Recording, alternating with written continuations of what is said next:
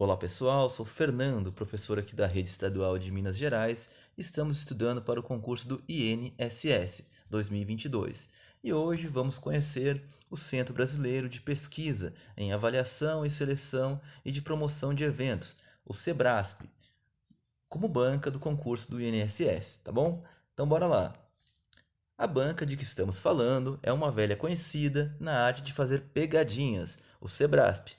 Nesse vídeo falaremos os principais pontos que você deve saber para enfrentar o SEBRASP na prova do INSS.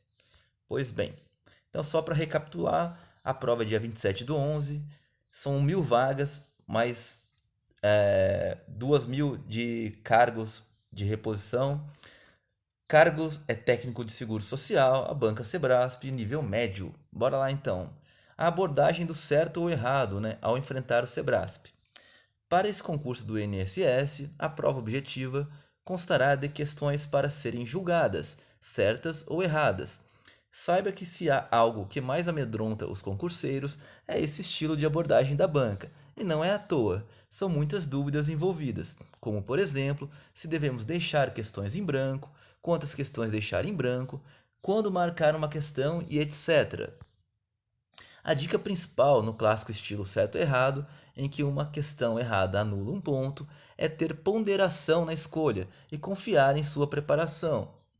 A primeira coisa que você deve considerar é que, se você tiver muito medo de errar e deixar muitas questões em branco, você vai deixar de ganhar pontos e diminuir suas chances.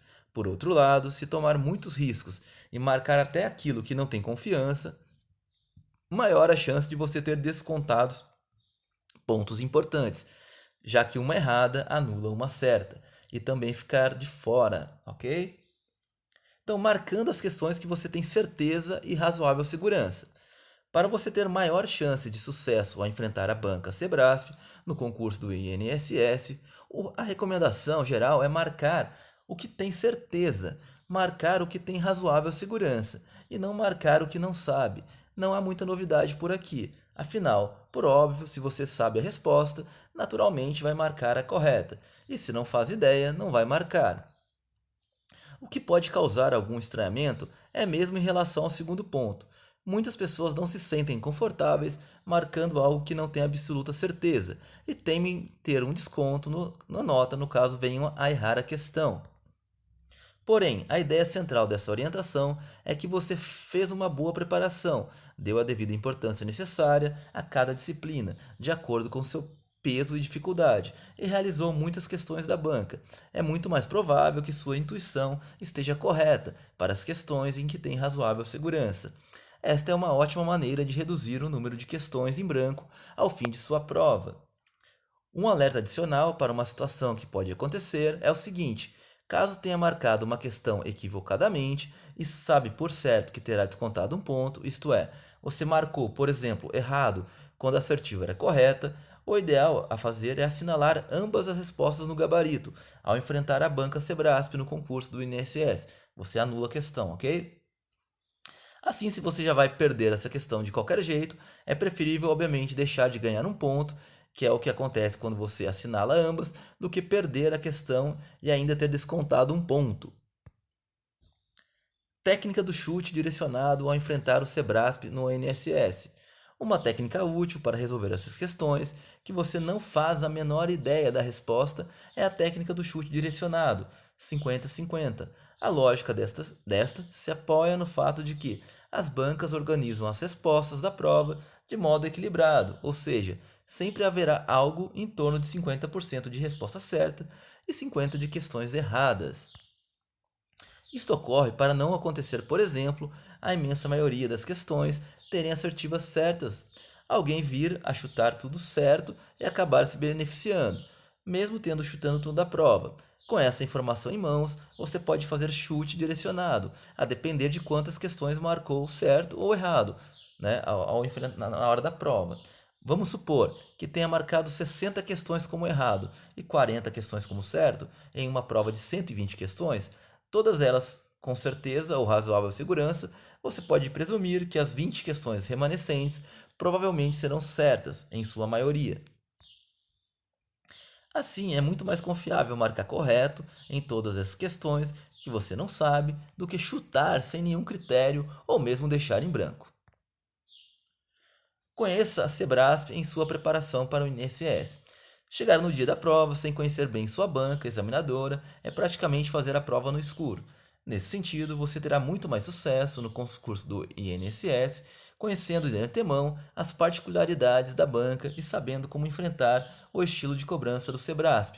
Assim, você verá que, quanto mais se familiariza com as características da banca, mais seguro e confiante se sente para encarar suas provas. Portanto, realize inúmeras baterias de questões para ir construindo o perfil da banca durante sua preparação. Análise estatística para enfrentar, né, a prova. Sabemos que cada banca examinadora tem suas preferências no que diz respeito aos assuntos dentro de cada disciplina, e com o Sebrasp não é diferente. Logo, o primeiro ponto é saber quais são os assuntos preferidos do Sebrasp e o que costuma ser mais cobrado por esta banca. Então, vamos trazer a análise estatística da banca Sebrasp para cada uma das principais matérias em ordem decrescente do que é mais cobrado.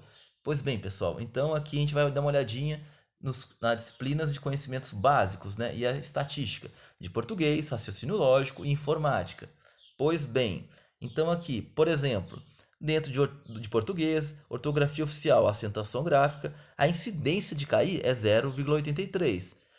E, no entanto, a que mais tem incidência em cair é o emprego dos sinais de pontuação, 9,17 nesse quadrado. Pessoal, depois vocês parem, deem uma olhada com calma, não vou ler todos, mas vou passando aqui e destacando alguns, ok? Então, o que mais dá pontuação lá em português, o que tem mais incidência, na verdade, é a compreensão e interpretação de textos, tipologia textual. Então, é isso que mais vai cair lá na prova. Em relação ao raciocínio lógico, o que mais vai cair são as estruturas lógicas. E o que menos vai cair, está empatado aqui, são os cálculos de porcentagem e os cognitivos lógicos, ok? De informática, ok? Então, os conceitos de internet, esses são os que têm 28% de incidência, ok? Agora, análise estatísticas de direito constitucional e administrativo.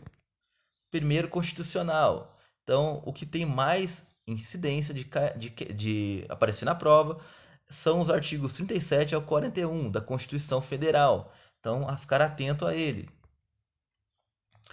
E dentro do direito administrativo, o que mais vai cair na prova é, no caso, o regime jurídico, é o ato administrativo. Em segundo, o regime jurídico único, ok?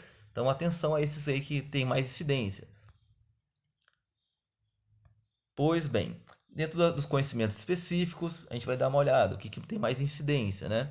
Então aqui existe um equilíbrio, mas as empresas, o empregador doméstico, conceito previdenciário, aqui cai bastante, 16% é o que tem mais incidência aqui, no direito previdenciário.